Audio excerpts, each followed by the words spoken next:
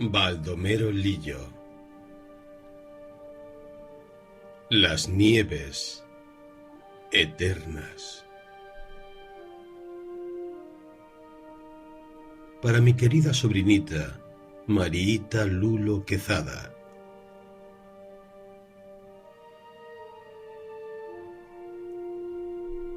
Sus recuerdos anteriores eran muy vagos. Blanca plumilla de nieve revoloteó un día por encima de los enhiestos picachos y los helados ventisqueros, hasta que, azotada por una ráfaga, quedóse adherida a la arista de una roca, donde el frío horrible la solidificó súbitamente. Allí, aprisionada, pasó muchas e interminables horas. Su forzada inmovilidad aburríala extraordinariamente. El paso de las nubes y el vuelo de las águilas llenábanla de envidia, y cuando el sol conseguía romper la masa de vapores que envolvía la montaña, ella implorábale con temblorosa vocecita: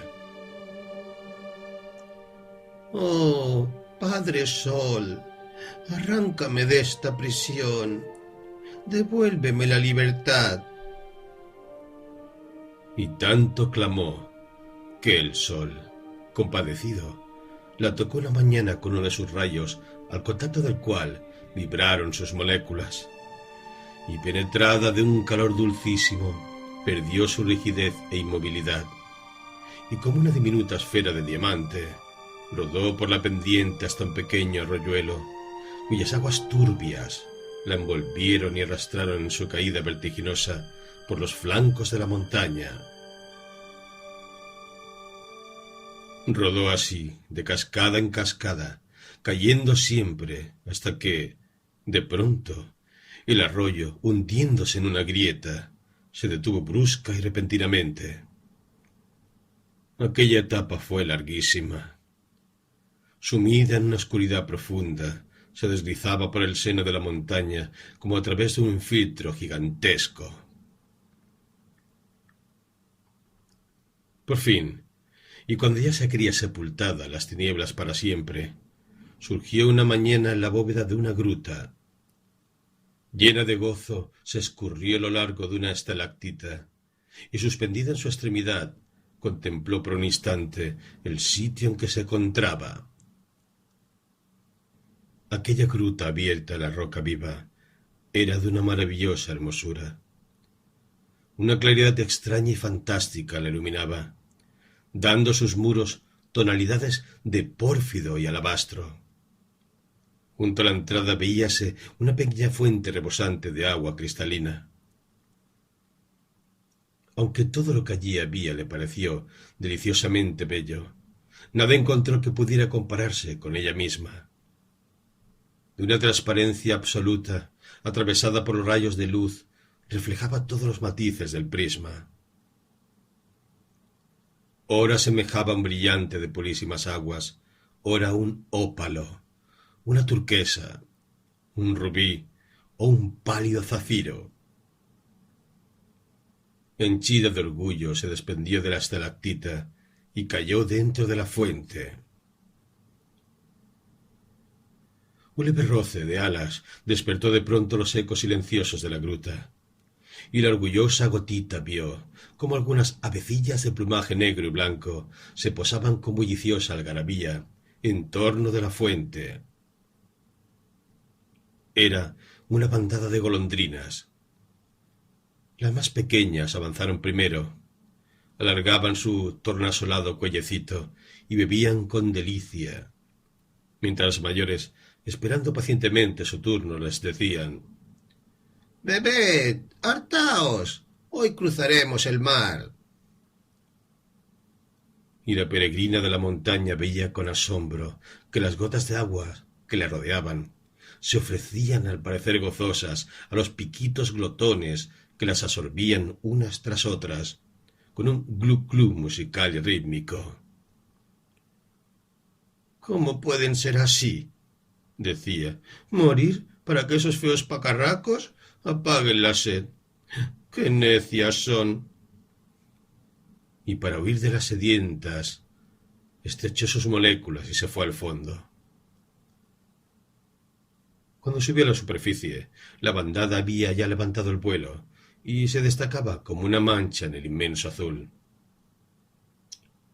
Van en busca del mar, pensó. ¿Qué cosa será el mar? Y el deseo de salir de allí, de vagabundear por el mundo, se apoderó de ella otra vez. Rodeó la fuentecilla buscando una salida, hasta que encontró en la taza de granito una pequeña rasgadura por donde se escurría un hilo de agua. Alegre, se abandonó a la corriente que, engrosada sin cesar por las filtraciones de la montaña, concluía por convertirse, al llegar al valle, en un lindo rolluelo de aguas límpidas y transparentes como el cristal. ¡Qué delicioso era aquel viaje! Las márgenes del arroyo desaparecían bajo un espeso tapiz de flores. Violetas y lirios, juncos y azucenas se empinaban sobre sus tallos para contemplar la corriente y proferían, agitando coquetamente sus estambres cargados de polen. ¡Arroyo! La frescura que nos da la vida, el matiz de nuestros pétalos y el aroma de nuestros cálices. Todo te lo debemos. Deteneos un instante para recibir la ofrenda de vuestras predilectas. Mas el arroyo, sin dejar de correr, murmuraba: No puedo detenerme. La pendiente me empuja. Pero escuchad un consejo. Embebed bien vuestras raíces, porque el sol ha dispersado las nubes, inundará hoy los campos con una lluvia de fuego. Y las plantas, obedientes al consejo, alargaron por debajo de la tierra sus tentáculos y absorbieron con ansia la fresca linfa. La fugitiva de la fuente, que resbalaba junto al margen, tratando de sobresalir de la superficie para ver mejor el paisaje, se vio de pronto, al rozar una piedra, detenida por una raicilla que asomaba por una hendidura. Una violeta, cuyos pétalos estaban ya mustios, se inclinó sobre su tallo y díjole a la viajera: Hace 2 días que mis raíces no alcanzan el agua. Mis horas están contadas. Sin un poco de humedad, pereceré hoy sin remedio. Tú me darás la vida, piadosa gotita, y yo en cambio te transformaré en el divino néctar que liba las mariposas, o te exhalaré al espacio, convertida en un perfume exquisito. Mas la interpelada, apartándose, le contestó desdeñosamente: Guárdate tu néctar y tu perfume.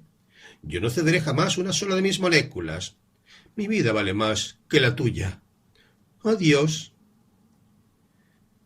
Y rodó, deslizándose voluptuosamente a lo largo de las floridas orillas, evitando todo contacto impuro, sin ponerse al alcance de las raíces ni de las aves, y huyendo de pasar por las branquias de los pececillos que pululaban en los remansos.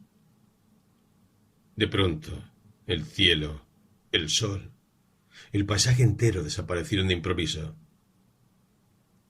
El arroyo se había hundido otra vez en la tierra y corría entre tinieblas hacia lo desconocido.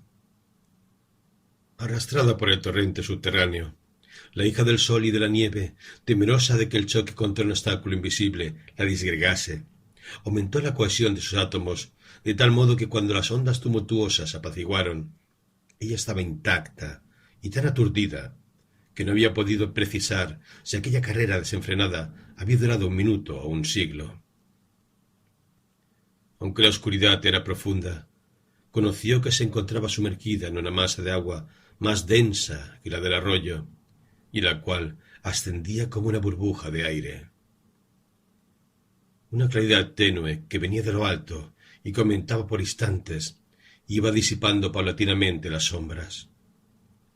Subía con la rapidez de una saeta, y antes de que pudiera observar algo de lo que pasaba a su alrededor, se encontró otra vez bajo el cielo iluminado por el sol. Qué extraño le pareció aquel paraje. Ni árboles, ni colinas, ni montañas limitaban la desmedida extensión del horizonte.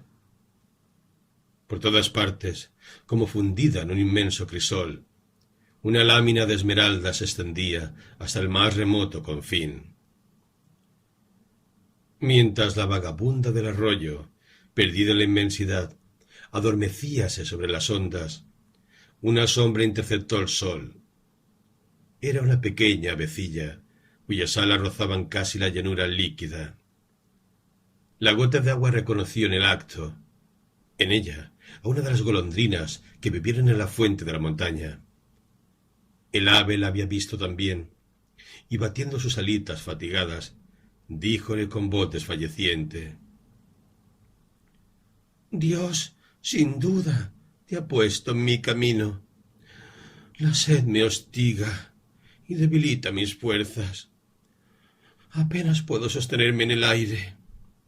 Rezagada de mis hermanas, mi tumba va a ser el inmenso mar. Si tú no dejas que, bebiéndote, refresque mis secas ardientes fauces. Si consientes, aún puedo alcanzar la orilla, donde me aguardan la primavera y la felicidad». Mas la gota solitaria le contestó: «Si yo desapareciera, ¿para quién fulguraría el sol y lucirían las estrellas? El universo no tendrá razón de ser. Tu petición es absurda y ridícula en demasía. Prendado de mi hermosura, el salobre océano me tomó por esposa. Soy la reina del mar». En balde, el ave moribunda insistió y suplicó, revoloteando en torno de la inclemente, hasta que por fin, agotada ya sus fuerzas, se sumergió en las olas. Hizo un supremo esfuerzo y salió del agua, pero sus alas mojadas se negaron a sostenerla. Y tras una breve lucha para mantenerse a flote sobre las salobres y traidoras ondas, se hundió en ellas para siempre. Cuando hubo desaparecido, la gotita de agua dulce dijo grave y sentenciosamente: «No tiene más que su merecido. Vaya con la pretensión y petulancia de esa vagabunda bebedora de aire». El sol, ascendiendo al cénit, derramaba sobre el mar la ardiente irradiación de su hoguera eterna, y la descuidada gotita, que flotaba a la superficie perezosamente, se sintió de improviso abrasada de un calor terrible, y antes de que pudiera evitarlo, se encontró transformada en un leve jirón de vapor que subía por el aire enrarecido hasta una altura inconmensurable. Allí, una corriente de viento le arrastró por encima del océano a un punto donde, descendiendo, volvió a ver otra vez valles, colinas y montañas. Sumergida en una masa de vapores que con su blanco dosel cubría una dilatada campiña agostada por el calor, oyó cómo de la tierra subía un clamor que llenaba el espacio.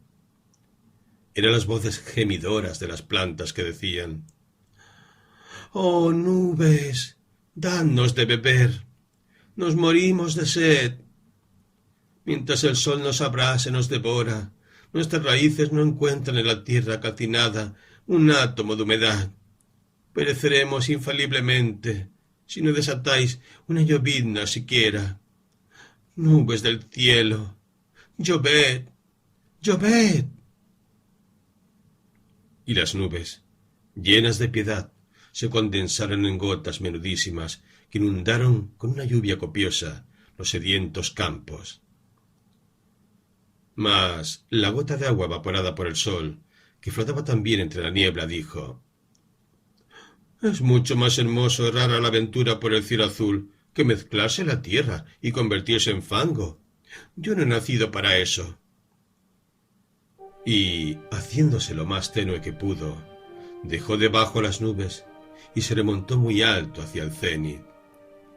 Pero, cuando más embelesada estaba contemplando el vasto horizonte, un viento impetuoso, venido del mar, la arrastró hasta la nevada cima de una altísima montaña. Y antes de que se diera cuenta de lo que pasaba, se encontró bruscamente convertida en una leve plumilla de nieve que descendió sobre la cumbre donde se solidificó instantáneamente. Una congoja inexplicable la sobrecogió. Estaba otra vez en el punto de partida y oyó murmurar a su lado: «He aquí que retorna una de las elegidas. Ni el polen, ni el rocío, ni en perfume despilfarró una sola de sus moléculas. Digna es, pues, de ocupar este sitial excelso.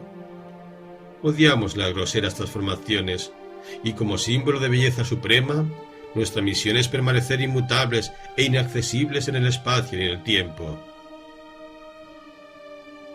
Mas la angustiada y doliente prisionera, sin atender a la voz de la montaña, sintiéndose penetrada por un frío horrible, se volvió hacia el sol que estaba en el horizonte y le dijo: «Oh, Padre Sol, compadeceos, devolvedme la libertad». Pero el sol, que no tenía ahí fuerza ni calor alguno, le contestó: